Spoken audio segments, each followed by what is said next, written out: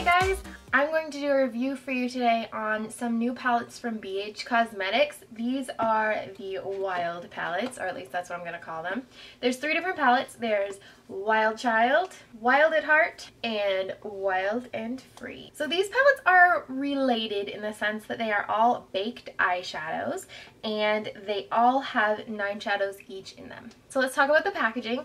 The packaging is cardboard packaging and it has a magnetic closure right on the edge, so they will stay closed even if you're shaking them. And then when you open it up, it has a mirror, and just keep in mind this is cardboard packaging, so the mirror is not going to stay up on its own. So if you were going to use the mirror, you'd need to hold the palette itself or prop it up against something, but the mirror, as you can see, is an actually decent mirror. And then you get to the eyeshadows. So like I mentioned, there are 3 rows of 3, so there are 9 eyeshadows total, and they are all baked eyeshadow formula. Now if you've never used baked eyeshadows before, they're actually kind of cool. So you could see they all are kind of a domed shape, sort of like when you bake muffins, how it comes up like that.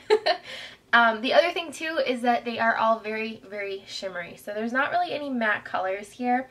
But it's cool because you can use these wet or dry. So they're not like a traditional eyeshadow where you only use them dry, and if you use them wet you can kind of ruin them. These ones you can use wet or dry. So they work really well if you wanted to wet an angle brush and use them as an eyeliner. That is an easy thing to do with these. Let's go through the colors. So the first ones we're going to talk about is the Wild at Heart palette. This one has a lot of warm colors and it has some really pretty bright eyeshadows.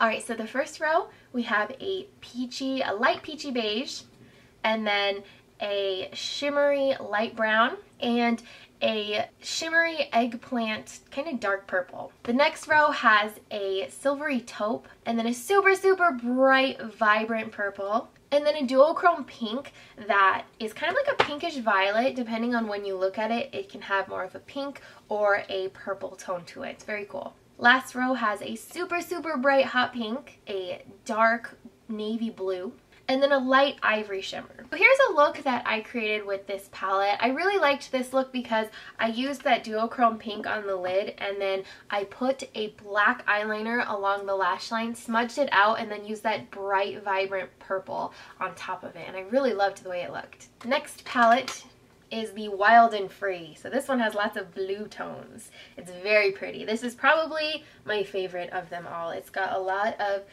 cool toned eyeshadows. You've got blues, greens, and then you also have some browns that are not super cool toned to kind of mix it up. Alright, first row here we have a really cool colored blue. This blue is really interesting to me and I like it a lot.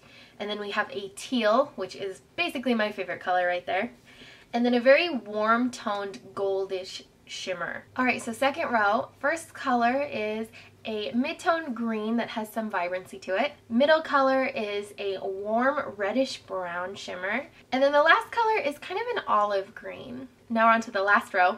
We've got a taupey brown, a cobalt blue, and then an icy blue shimmer. And so for this palette, here's the look that I created. Super fun colors here. These are the colors I generally gravitate towards. I love blues and greens like this, especially that teal in the first row. Very cool colors, and this is, like I said, probably my favorite palette of them all. And then the last palette is the Wild Child. This is the palette I'm wearing today. It's more neutral colors. There are a couple of not so neutral like these purples, but they do, they're not overly bright. So this is definitely, of all of them, the most wearable palette. Let's go through it. First row, first color, we have a shimmery light brown, and then we have a very light peach, and then the last color is a dark taupey color. Next row is an antique gold brown, and then a peachy pink, a very light peachy pink shade, and then finally a super sparkly deep gold. And then the bottom row we have a light, kind of an eggplant purple. The middle color is like a true eggplant. They're 2 different colors, and then the last shade is an icy white. So what I did for my look is I put a dark eyeliner on the lower lash line, blended it out, and then applied the darker purple, this one, over top of it, kind of blended it out, took the lighter purple, put it into the inner corner of the lower lash line, and just blended it along the edges, and then I took the icy white and put it in the inner corner. Oh, I also use this one, that gold I was telling you, that dark gold, and to put it in the outer corners here.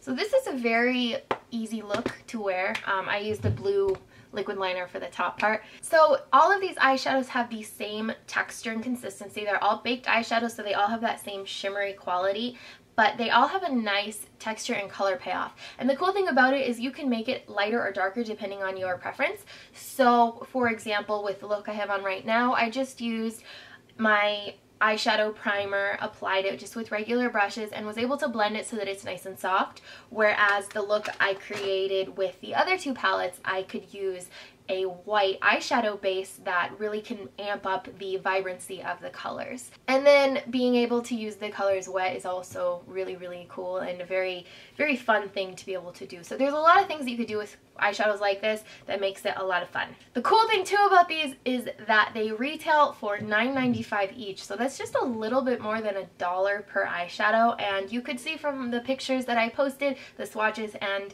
the eyeshadow looks that I created, that they're really good quality, and it's not crappy quality. They're actually decent eyeshadows, and getting them for that inexpensive is really nice. So that's my review. I will have a link below where you can check these out, and I will have a post on my blog to see all the pictures in case you missed them or they went by too quickly, as well as each of the looks that I created and explaining what I did and any other products that I used. Alright, that's about it for this review, and I will see you later this week.